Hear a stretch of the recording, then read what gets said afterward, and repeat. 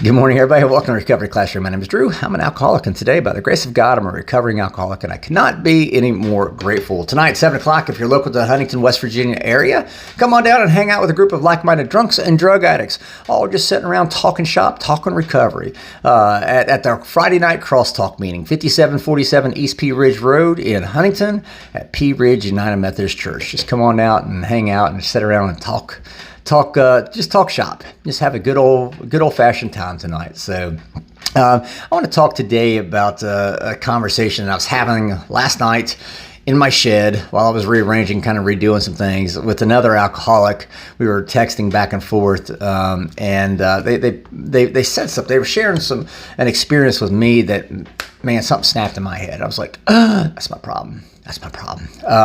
Let me paint the picture for you. By the way, I got to throw the joke out there.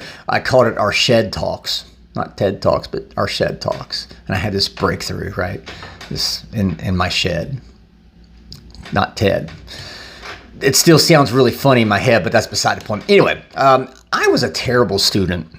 Whenever in my early academic career, I was a very, very bad student. I was always the last one into class and the first one to leave. I'd always sit in far back last row, closest to the door, so I could hurry up and get the hell out of the classroom. I just wasn't interested in it. I didn't want to participate in class. I didn't want to be there. I was just a terrible, terrible student. I'd walk into class, and matter of fact, I was a student. I'd walk into class. My name was already etched permanently in the chalkboard up there. Yes, back when they had real chalkboards, not whiteboards, but real chalkboards. Matter of fact, a lot of rooms I'd walk in and there would be a plaque up there with my name already in the plaque. And you know, whereas other people would get upset, I wore that shit like a badge of honor. My name's on the board twice with 3 check marks. I was proud of that shit, man. But it didn't pay off because you saw it in my grades, right? What did having my name on the board with 3 check marks twice, what did that do? You look at my report cards and shit, he's obviously not learning anything. He's obviously in a funk. And so this conversation in our shed talk from last night, I could do this all day. In my shed talk, it dawned on me, I was missing out on participation, and that's why I was in the funk I was in. This alcoholic was sharing with me last night about how they had this, breakdown moment that turned into a breakthrough moment. And all week long, and if you've been paying attention to these monologues, all week long I've been talking about how it's been a struggle. I've been having my own breakdown moments, mental breakdown moments. It's not been easy those last few weeks, but I thought back to class. See, I thought back to my early academic career. I was sitting in the ass end of the class, in the back last row, the seat closest to the door. I wasn't participating, and it dawned on me, my degree, my level of success in anything I do, be it recovery, be it my professional career, be it baseball, whatever, my level of success all depends upon my level of involvement, my level of interest. And when this past couple weeks for sure, when I walk into a room, don't expect me just to sit there and not say a fucking word. I'm going to participate because, see, now I've changed. Instead of being the guy sitting in the last row of the room, I'm the motherfucker up at the front of the room asking questions. I'm trying to learn. I'm trying to gain insight. I'm trying to find out as much information as I possibly can because I want to better myself. See, I've changed. I've changed. And over the last couple weeks, I realized I stopped participating. I would just walk into a room and just start sitting there and just listen. And maybe more often than not, I would still speak up. I would still say something. But it was usually towards the end of the meeting, towards the last half of the meeting. My participation, my involvement started decreasing. And that was part of the reason why I continually stayed in this funk. I was more focused on trying to create a breakdown than a breakthrough. And that's what I shared with the alcoholic last night. I saw a breakdown turn into a breakthrough, and it snapped in my head. My level of success, the depth of my rut that I think I'm in at that moment is determined by how much I keep digging. One of my sponsees even brought it up at a meeting Wednesday night, I think it was. Putting down the rock instead of putting down the shovel, instead of digging my rock bottom, I'm going to start moving those mountains that God's wanting me, going to help me move.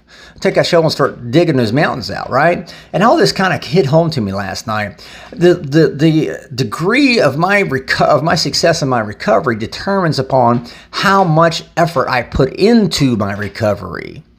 Let's say that one more time. How much effort I put into my recovery. In other words, if I just walk into a meeting, if I just pick up the big book and just read, if I walk into a meeting and just sit there, not even barely listen, I'm more interested in getting my name on the fucking board.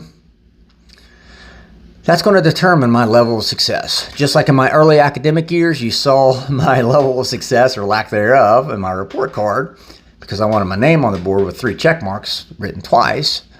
Well, you saw the payoff. Well, we're talking life and death. We're talking being a drunk and dying from my disease rather than with my disease. And I assure you now, I want to die with my disease, not from my disease, right? So, yeah, I'm going to be the first son bitch in the room now. I'm going to be the guy sitting up there front and center asking the professor questions, trying to gain more understanding, trying to learn as much as I can because I want to turn my breakdown into a breakthrough. And that's my job today. And once all this kind of hit home to me last night, and thank you to that alcoholic I was speaking with last night. Thank you for this because it really got me fired up from our shed talks. Lucky's a drummer. He'll appreciate that too. Once all this hit home to me, I was like, you know what? I need to go back and listen to some of the same things I've already talked about. I've shared these things before in other previous monologues. And I have to remind myself, why don't I ever go back and watch these things? I want to encourage you today. If you think you're stuck in a rut, you might be. I'm not going to lie. You might be. But you're probably the one digging that rut even deeper. Your participation is on getting your name on the board, putting a check mark beside your name. That's your level of participation. Put down the shovel at least. Stop digging your rock bottom. And you've been praying for God to move mountains. Take that shovel and start moving the fucking mountains, man. Take that shovel and start doing something to move your recovery further and forward ahead rather than down, deeper into that rut. Turn your breakdown into a breakthrough. But it all comes back to how much you're willing to participate. Are you reading your big book? Are you literally going into your big book, trying to study, trying to understand? Are you literally walking into meetings, listening, asking questions? Are you sharing? Now, I know not every meeting is like a crosstalk, and that's fine. But are you going into traditional meetings? Are you at least paying attention to what people are saying? Are you trying to walk out with something? Are you sharing where you're at? And let me say this too. Those people that say, that tell you, you're not sober long enough, you can't share. You share anyway. Roll up the double middle finger and you share anyway. And if they don't like it, tell them to take it up with their sponsor, not yours. Get in a meeting, share, read, listen. Your level of success is determined by your level of involvement and your level of effort that you're putting in to your own recovery. Don't get stuck in that rut. I was in a rut, man. I'm not going to lie. But I did the next right thing, which was to still associate, to still participate, not just walking into a room and sitting there, but to associate and participate in meetings with like-minded individuals because they help lift me up so I can turn around and help lift them up. So with that being said, I've preached long enough. Sorry. I think I did pretty good today with my shed talks. Thank you guys for letting me come in and share 5 to 10 minutes of your day with you.